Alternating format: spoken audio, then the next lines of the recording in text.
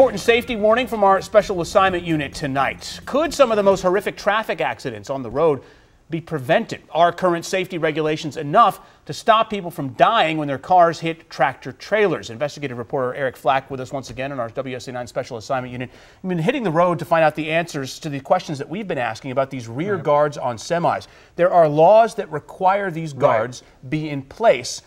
But the question is, are the laws good enough? And that's the ongoing debate, and that's what we really wanted to find out when we hit the streets in this report. Now, the first thing we want to do is, once again, remind you what can happen if these rear guards on the back of tractor trailers give way in the event of an accident. That's an IIHS crash test, and you can see they just slide right underneath that tractor trailer, and it just crushes the passenger compartment and the people inside. Now, there are federal laws that require those rear guards be on tractor trailers. The problem is safety experts like IIHS say the regulations aren't enough to make those rear guards on trailers strong enough to stop those underride accidents. So we hit the streets. I'm going to show you some more video. We went to local rest stops. We hit the highway, and we wanted to take a closer look at what those rear guards looked like, just to the naked eye.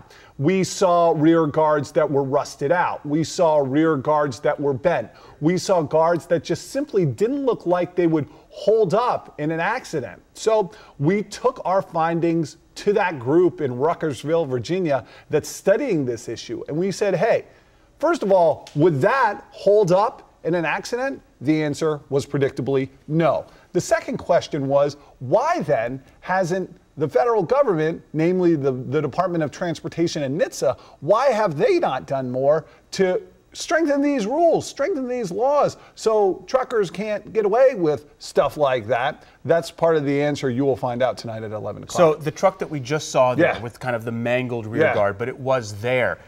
Was that driver in violation of the law? Great question. The answer to that is if he goes through a checkpoint, if he gets inspected, the inspector has the right to say, this is not acceptable, you need to replace it.